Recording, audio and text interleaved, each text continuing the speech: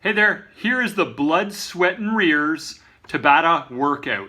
So once again, this is going to be a Tabata workout, which means 20 seconds on, 10 seconds off for 4 minutes per exercise. We do the exercises one at a time in sequence. Starting with the top of the sheet, we're going to be doing the back foot up lunges. For this exercise here, you're going to have a 12 to 25 pound dumbbell. You're going to have one leg up on a bench behind you, just like this. Now, if you need to, you can have your free hand holding onto a wall, or you can hold like a broomstick or something like that if you need to for balance. Otherwise, you can just freestyle it.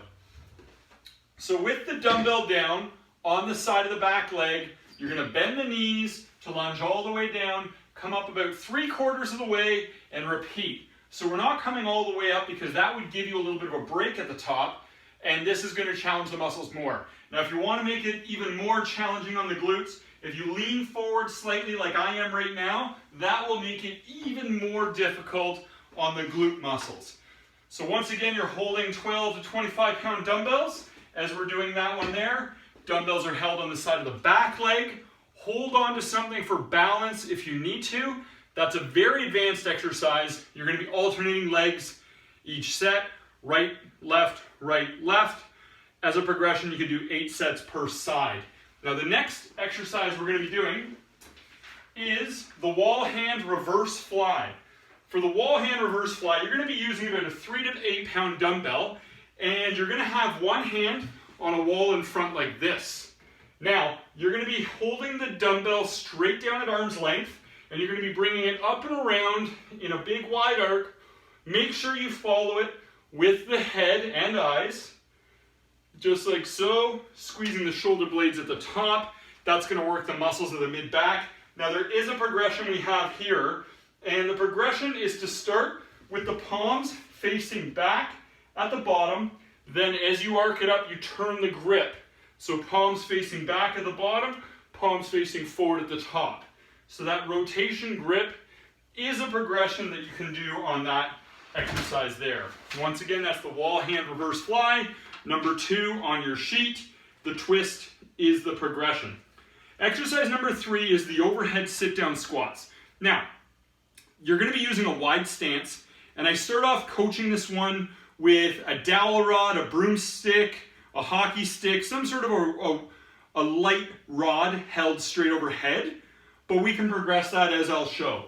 So for this one, once again, you'll be standing in a wide stance with the back of your legs against a bench or a chair, holding this bar up overhead. You're going to sit down and stand up just like this. Now you're going to find this can be quite challenging on the upper back posture. So you are going to feel this all through the mid-back. It's very much an upper body exercise in that way. It's going to force good posture. Now, to progress this movement, there's a couple of things that I do. One is this. If you have a closed loop Miniband, it's one of these things right here. It looks like a little elastic loop. You can order them online at places like Amazon. They're called Minibands. This one here is by, Iron Wheel Gear. But anyway, regardless, if you get one of these, you can place it around the knees. So you would be stepping your feet through it like this, okay?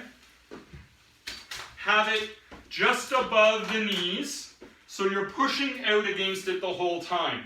So then, as you sit down and stand up, you're pushing your knees outward against the resistance of the band, and that actually helps you to activate more of the glute muscles. As a further progression here, you could hold a weighted bar or some light dumbbells straight overhead instead of that dowel rod. So here I've got 8 pound dumbbells. So my progression would be this, which makes it much more difficult than using the light rod overhead. So start off with just using the rod overhead without, say, the Miniband, and you can add these progressions in as you feel ready in order to increase the intensity of the exercise. You're going to see them all described here below in the progression column. Now, the third exercise we're going to be doing is the one arm cross body rows. Now for this one, It's really important to maintain good posture because it's very easy to fall into bad posture as we get tired on this exercise. So I'm going to show you how this one looks. You're going to be taking a 12 to 25 pound dumbbell. You're going to be bent forward, knees bent, leaning forward about 45 degrees like this with a straight spine, okay? And you're going to be pulling the dumbbell all the way from the opposite knee all the way up and around beside the ribs, just like this, okay? Now, when you're doing this, I'm going to show you from the front how this looks. See how the dumbbell is hanging across to the opposite knee, and then I arc it up and around. That's the cross-body effect, squeezing the shoulders. A mistake here is to just go straight up and down. That doesn't get as much back activation, and that's more of a bicep dominant movement. You want it to look almost like you're starting a lawnmower, like this, keeping a straight back. If you found it was too hard to maintain that posture, you could do it with your butt resting against a wall, like so, or if you really needed to, you could do it with your hand resting on a bench down in front. So that there is the one arm, cross-body rows. Now the next one we're going to be going on to is the glute bridge chest press. For this exercise, you're going to be taking a pair of 20-pound dumbbells and you're going to be laying face up on the ground. So I'm going to have my knees bent, my feet are pointing up. I'm going to lift my hips up all the way. Now at the bottom, my grip is sideways. My palms face in. I press the weights up, I touch them together at the top, I lower them back down, and I repeat. Just like this. So the whole time, I'm activating my glutes, I'm activating my hamstrings, and I'm doing a twisting chest press motion. So lots of muscle activity on that exercise. The chest, triceps, shoulders, and of course glutes and hamstrings, all of which are getting activated there. Now, the next exercise we're going to be going into is number 6, the side plank side raises. This is a tremendous exercise for the lateral core muscles and also works the mid-deltoids. So, check this one out. You're going to be laying on your side. You're going to have your bottom forearm down, knees bent, legs bent behind you. You lift your hips up. So this is the side plank position. Right now my hips are off the ground from the side and I'm holding a dumbbell in the top arm and I'm going to raise that all the way up and down just like this, and that's going to work the mid-deltoids, and the whole time I'm working the lateral core. You can switch sides each time, or you can go on to just do 4 on one side then 4 on the other side. Now, for some people this is too hard, perhaps because of a sensitive shoulder. In those cases, the alternative I give is a tall kneeling side raise. So you're going to be kneeling up tall, hips up all the way, raising the dumbbell all the way up and down. Now, just to give you a side view, just notice that my ankles are flexed, toes tucked under, and I'm just raising the weight all the way up and down from the side.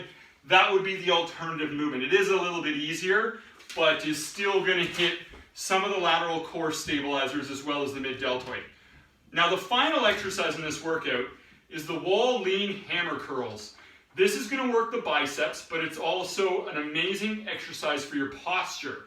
It's going to help to correct head forward posture and help your posture to be more tall and straight in line rather than hunched forward. Okay, so for comfort, I like to encourage people to take a towel, and typically I'll tell you to take a smaller towel and just fold it into a square, and you'll use this and place it between the back of your head and a wall. That just makes it a little bit easier on the back of your head. Now, when I'm doing this, notice that I'm not touching the wall with any part of my body other than the head. Right now, my feet are pointing up. I'm looking straight ahead, tongue on the roof of the mouth, because that'll keep my neck in a strong position.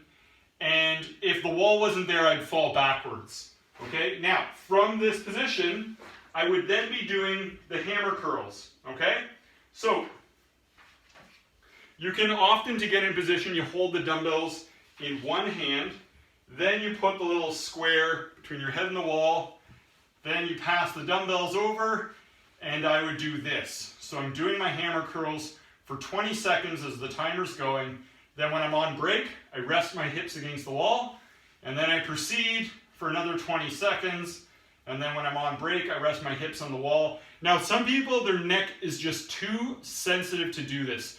If you do have a neck disorder or pathology, for these people, I just get you to stand, keeping your head tall, chin to your mid-neck, and just maintain this impeccable posture, flush against the wall the whole time as an alternative. So that will make it a little bit easier for you. So that is the final exercise. Once again, this is the blood, sweat, and rears Tabata workout.